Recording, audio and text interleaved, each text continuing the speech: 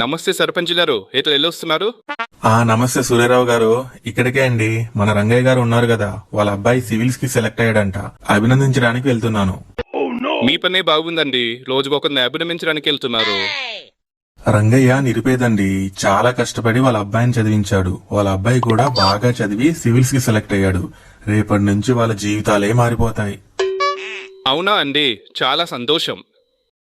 అవును, మీవాడు కూడా 10th pass అయ్యాడు కదా, ఇప్పుడు ఏం చేస్తున్నాడు?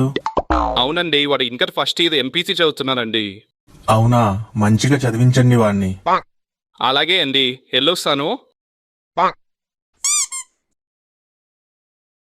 వైష్ణవి, ఐ లవ్ యూ చెప్పాగా, ఏం చేశావు?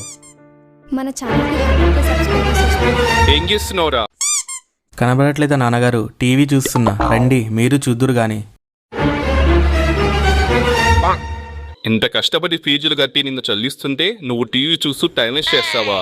మన ఊరి అన్నయ్య కొడుకుని చూడు, సివిల్స్ కి సెలెక్ట్ అయ్యాడంట. నువ్వు ఉన్నావు ఎందుకు దాని మీద? నాన్నగారు, నేను ఇంకా ఇంటర్ ఫస్ట్ ఇయరే అండి. సివిల్స్కి ప్రిపేర్ అవ్వాలంటే మినిమం డిగ్రీ చదివి ఉండాలండి. సివిల్స్ కి ప్రిపేర్ అవ్వాలంటే డిగ్రీ పాస్ అవ్వాల్సిన అవసరం లేదుగా. నువ్వు ఇప్పటి నుంచే ప్రిపేర్ అవుతూ డిగ్రీ పాస్ అయిన తర్వాత రాసుకోవచ్చు. నువ్వు ఇలా టీవీలో బిగ్ బాస్, ఐపీఎల్, కామెడీ షోలు అంటూ చూసుకుంటూ కూర్చుంటే కలెక్టర్ కాదు కదా, బిల్ కలెక్టర్ కూడా కాలేదు. నాన్నగారు, నాకు చదవాలనే ఉందండి, కానీ నాకు ఈ వసతులు సరిపోవట్లేదు. నాకంటూ ఒక ప్రత్యేక గది, ఓ ఏసీ, ఓ స్టడీ చైరు పెట్టించారంటే నేను సివిల్స్కి ప్రిపేర్ అవుతాను. చదువుకోవాలంటే వసతులు కాదురా, విజన్ ఉండాలిరా. అంజీ, నువ్వు ప్రయత్నిస్తే ఏదైనా సాధించవచ్చు. సదుపాయం ఉండకపోయినా మనం కష్టపడాలిరా. వీరికి సదుపాయాలు ఇచ్చినా చదివే రకం కాదే. వీరి గురించి పని పేసిందే కదా, పద.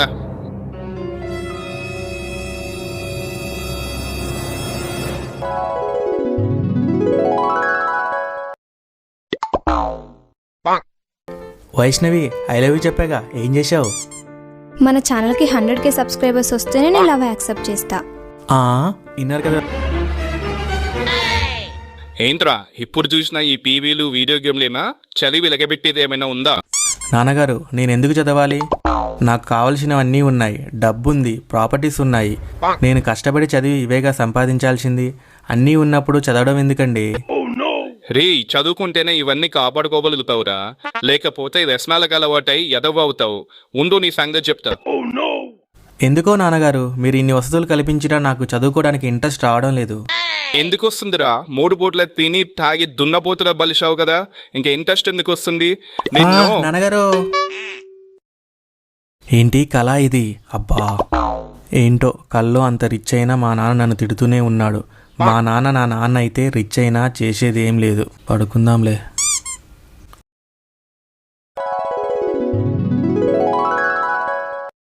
నాన్నగారు, నా కాలేజీకి వెళ్ళడానికి చెప్పులు లేవండి. ఈ రోజుకి ఎలాగో సర్దుకోరా, డబ్బులు లేవు. ఈ వారంలో కొంటాలే. సరే నాన్న, డబ్బులున్నప్పుడే కొందువులే, నేను అడ్జస్ట్ అవుతాలే. అరే మామ, మన కాలేజీలో రేపు ఎక్స్కర్షన్కి వెళ్తున్నారా, నువ్వు వస్తున్నావా? లేదురా, నా దగ్గర డబ్బులు లేవు. మా నాన్నని అడిగి ఇబ్బంది పెట్టడం నాకు ఇష్టం లేదురా, మీరు వెళ్ళిరండి. అమ్మా, టిఫిన్ ఏం చేశావే? ఉప్మారా. సర్లే, ఇటివ్వు, తిని పెడతా. ఇదిగో తీసుకో. ఇదిగోరా లంచ్ బాక్స్. ఈరోజు కూరగాయలేం లేక కూరే వండలేదు, పచ్చడేశాను. ఈరోజుకి ఎలాగో సర్దుకోనానా. సరే అమ్మా, ఏం కా.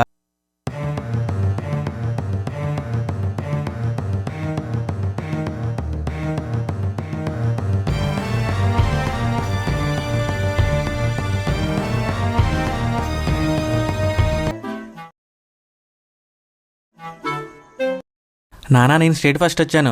నానా, నేను స్టేట్ ఫస్ట్ వచ్చాను. నానా, నేను స్టేట్ ఫస్ట్ వచ్చాను. నానా, నేను స్టేట్ ఫస్ట్ వచ్చాను. నానా, నేను స్టేట్ ఫస్ట్ వచ్చాను. Hey, Lego. ఏంటి, నువ్వు స్టేట్ ఫస్ట్ వచ్చావా? దేంట్లో?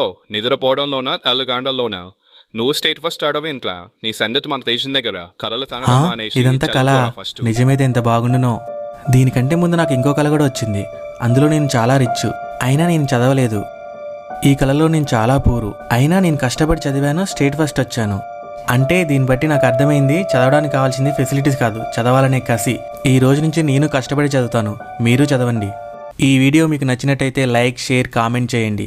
అలాగే ఫేమస్ మోజ్ ఛానల్ని సబ్స్క్రైబ్ చేసుకోండి. Thank you for watching.